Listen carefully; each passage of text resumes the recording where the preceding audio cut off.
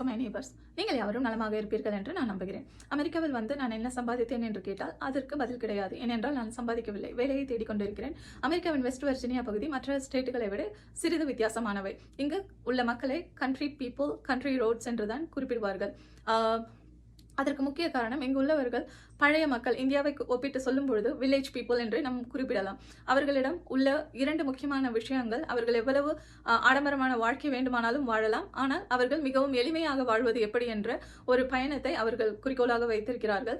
மற்றும் எவ்வளவு இரக்கம் உள்ளவர்களாக இருக்க முடியுமோ அவ்வளவும் இரக்கமுள்ளவர்களாக அவர்கள் இருக்கிறார்.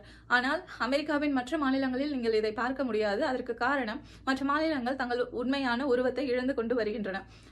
மற்றொரு விஷயம், அது உங்களுக்கு காயப்படுத்தினாலும் சரி, எத்தனை இந்தியர்கள் அமெரிக்காவிற்கு அல்லது பல நாடுகளுக்கு சென்று அங்கு தங்களுக்கு வேண்டியதை சம்பாதித்துக் கொண்டு அவர்களால் முடிந்த உதவிகளை மற்றவர்களுக்கு செய்து வருகிறார்கள். அதற்கு பதிலே நீங்களே தெரிந்து கொள்ளுங்கள்.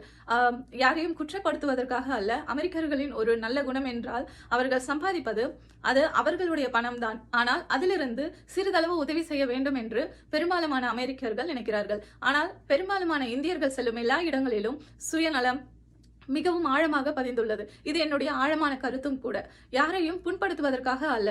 நீங்களே கொஞ்சம் சிந்தித்து பாருங்களேன். நீங்கள் வெளிநாடுகளுக்கு சென்று நீங்கள் வெளிநாடுகளில் அங்கு உள்ளவர்களின் நல்ல விஷயங்களை தெரிந்து கொள்ளாமல் அவர்களையும் சேர்த்து நீங்கள் சுயநலவாதியாக்குகிறீர்கள். அது மிகவும் எனக்கு சங்கடமாக தோன்ற துவங்கியது. அதை உங்களுடன் பகிர்ந்து கொள்ள ஆசைப்படுகிறேன். உங்கள் நாள் இனிய நாளாக அமையட்டும். அன்புடன் மரினா. நன்றி.